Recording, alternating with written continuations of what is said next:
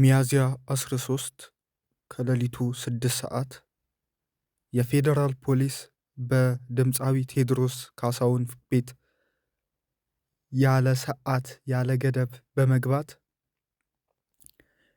የቴዲ አፍሮን አቀናባሪ ዲጄ ዊሽን ለመያዝ በሚል ሰበብ የቴዲ አፍሮን ቤት መክበቡ ተገልጿል። ከኦህዴዶች ስብሰባ አድርገው በቴዲ ላይ ያስተላለፉት ውሳኔ ተከትሎ የዘገብነው ዘገባ በተግባር እየተተረጎመ ነው የሚገኘው። ቴዲን ማዋከብ፣ በደህንነት ኃይሎች ማዋከብ፣ በፖሊስ ማዋከብ እና ተመጣጣኝ ያልሆነ ግብር በመጣል ማማረር፣ ሀገር ለቆ እንዲወጣ ማድረግ የሚል ዋናው ዘገባው እና የግብሩ ቢቆየን ማዋከቡን ከቴዲ ጋር የቅርብ ሰዎች የሆኑትን በማሰር እንደጀመሩት ቀደም ሲል ነው የተናገርነው። አሁን ደግሞ እያደረጉ ያሉትንም እንመጣበታለን እና ዛሬ 2 ሰዎች ታስረዋል። አንዱ የረጅም ጊዜ የቴዲ አፍሮ የቅርብ ጓደኛው የሶፊ ያሲን ያለምንም ምክንያት ባልታወቀ ሁኔታ መታሰሩ ታውቋል። የሱ መታሰር ብዙም ሳይቆይ የሱም ዘግበ ነው የቴዲ አፍሮ ምክትል ማናጀርና ቃል አቀባይ ማህሌት ሰለሞን በዜግነት ኦስትሪያዊ ነች። ማህሌት ባረፈችበት አትላስ አካባቢ በሚገኝ ሆቴል ባረፈችበት በፖሊስ እየተዋከበች ወደ እስር ቤት ተወስዳለች። ይህ እንግዲህ የሐራ 8ቱ መጀመሪያ ነው። ህዝቡንም ቼክ እያደረጉት ነው። ምን ይለናል እያሉም ነው። ልብ በሉ አድማጮቻችን፣ ይህ ሁሉ የሚደረገው ለምን ኢትዮሪካ ተደማጭነት አገኘ? ለምን 6 ቀን ባልሞላ ጊዜ ውስጥ ወደ 80 ሚሊዮኖችን ተመልካች አገኘ? ለምን ህዝብ በዚህ ሁሉ መካከል ወሰደኝ የሚል ነው። ዳዊት እልፍ ገደለ፣ ሳውል ሺህ ገደለ ነው ነገሩ። አብይ ላይ የነበረው ግሬት በሙሉ ተነስቷል። የአብይን ሲደግፍ የነበረ ህዝብ ያኔ እውነት መስሎት ዛሬ ሙሉ በሙሉ ቴዲ ጋር ነው። ደግሞ እረፍት ነስቶታል። ያ ሲፈልግ ንስር፣ ሲፈልግ ቆራ፣ ሲፈልግ እርግብ እያለ ሲሳደብ ቆራ ንስር ሲሳደብ የነበረ የዋለው ዋናው አብይ መረጃ ደግሞ በአሁኑ ሰዓት ላይ አልበቃ ብሏቸው ተመልካቾቻችን፣ አድማጮቻችን ከምሽቱ 6 ሰዓት አልፏል። በውድቅት ሌሊት 5 ፌዴራል ፖሊሶች ቴዲ አፍሮ ቤት በመግባት ተመልከቱ ተመልካቾቻችን። በውድቅት ሃራስመንት ማለት ይሄ ነው። ሃራስመንት ማለት ይሄ ነው። በውድቅት ሌሊት እንደ ወንበዴ እንደ ሌባ ማለት ነው ተመልካቾቻችን። ቴዲ አፍሮ ቤት በመሄድ የቴዲ አፍሮ ሙዚቃ አቀናባሪ ከሆኑት መካከል ዲጄን እየፈለጉ ነው። አንተ ቤት ነው ያለው አምጣው በማለት ቴዲ አፍሮን አንኳክተው ማለት ነው። ቴዲም መልስ ሰጥቷቸዋል፣ ተገቢውን መልስ። የመጣችሁት ከሌሊቱ 6 ሰዓት ካለፈ በኋላ ነው። ቤቴን አልከፍትም፣ በዚህ ሰዓት ላይ ቤቴን አልከፍትም፣ በፍጹም ይሄ ህጋዊ ነገር አይደለም፣ በፍጹም በዚሁ ጥቅጥህ ሌሊት ቤቴን አልከፍትም፣ እንድትገቡ አልፈቅድላችም ብሏቸው ምንም ሳያደርጉ ተመልሰው ሄደዋል። እሱንም አልወሰዱትም። ሌላም ነገር ያደረጉት የለም። ቴዲም ጠንከር ያለ ምላሽ ነው የሰጣቸው። እንግዲህ አድማጮቻችን ተመልከቱ። የወንበዴ ስራ፣ የሌባ ስራ፣ የሚፈልጉትን ነገር በቀን ማድረግ እያቻሉ ቴዲ የሚኖረው ኢትዮጵያ ውስጥ ነው። ቤቱ ይታወቃል፣ አድራሻው ይታወቃል። ምን አልኳችሁ? ሐራስ ማድረግ፣ ማስጨነቅ፣ ማስፈራራት። የልጆች አባት ነው። የ3-4 ልጆች አባት ነው። ባለቤቷም ማስጨነቅ፣ ማስፈራራት ባለቤቶ እሱ ቤት የለውም እንዴ? ዲጄውን ራሱ ቤት አለው። የሚገርማችሁ አድማጮቻችን የቴዲ አቀናባሪ የራሱ ቤት አለው። እዛ ቤት መሄድ አይችሉም ነበር? ለምን ቴዲ ቤት መሄድ አስፈለገ? ይሄ ትልቅ ሃራስመንት ማድረስ ነው። ኢትዮጵያውያን በዚህ ሰዓት ሳንዘናጋ እጅግ የተወደደውን አርቲስታችንን መጠበቅ አለብን ብዬ አስባለሁ፣ እገምታለሁ። ኪነ ጥበብ ሁለቱንም ሰዎች ማሳፈር ትችላለች።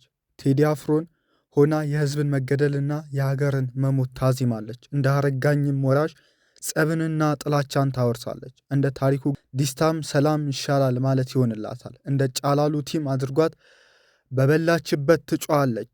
እንደ መስፍን በቀለም የገዢዎችን ፕሮፓጋንዳ ተቀላቅላ በወገኖች መካከል እሳትን ታበቅላለች። እንደ ሚኒሊኮስ ናቸው።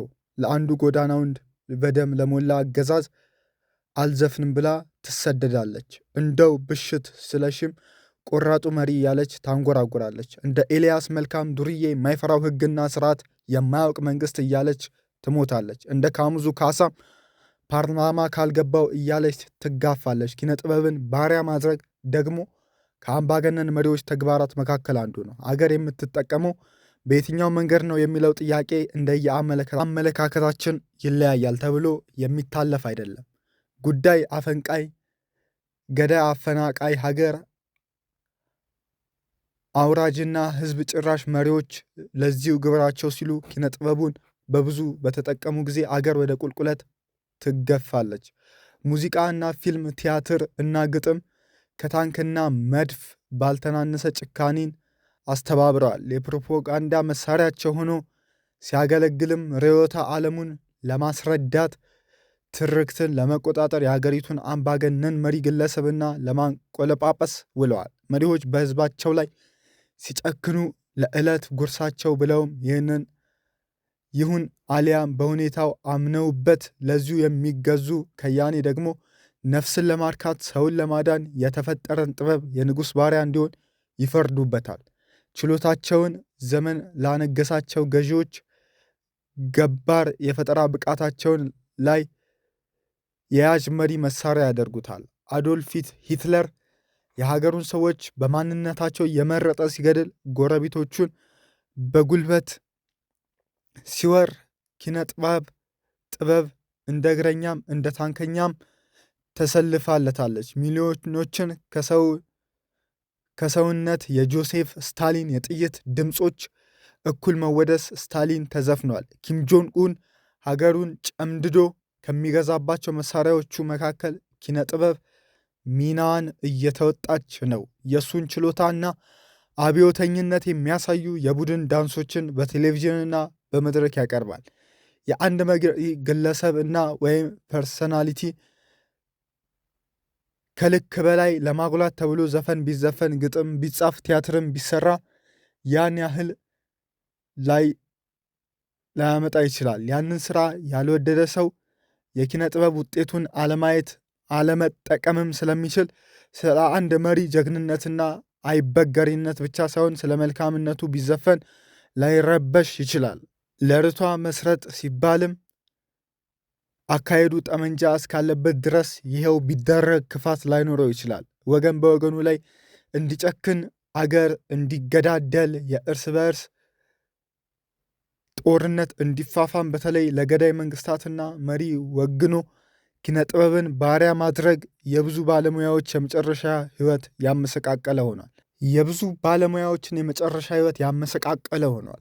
ሙያቸውን እና ተሰጧቸውን ለወገኖቼ መገደያ ተገልግለውበታል የሚል ህዝብ ጊዜ ጠብቆ ይቀጣቸዋል። ቦን የመሰለ ጀርመናዊ የሙዚቃ ኮንዳክተር ከ200 ሚሊዮን በላይ ቅጂዎችን ያሰራጨ ከያኔ ሚሊዮን ገዳይ ከ1 ሚሊዮን ገዳይ የሆነውን አዶልፍ ሂትለርን ደግፎ ኮንሰርት ሲያቀርብ በመኖሩ በኋላ ላይ ቤተክርስቲያን ውስጥ እንደተገኘው ውሻ ሲካለብ እንዲኖር ተደርጓል። የሙዚቃ ስራዎቹን እንዳያቀርብ ሲከለከል በተገኘበትም ቦታ ሲሸማቀቅ ኖሯል። የጣሊያን ፋሽስትም የነ ሞሶሎኒን ወረራና ጭፍጨፋ ግጥምና ዜማ እያደረገ ሲያቀርብ የነበረው ጆቫኒ ጉራሴች ህዝብ ያንተን ስራ እንሰማ ብሎ ያመፀበት ሳይበቃው ለእስር ተዳርጓል። በሌሎችም ሀገሮች እንዲሁ ያለ ነገር ሆኗል። አንድን የዘመሩለት መንግስት በወደቀ ማግስት እነሱም ይወድቃሉ። እንዲወድቁ የሚያደርገው ደግሞ በዋናነት ያ አድማ ተመልካች ይሉት የነበረው ህዝብ ነው።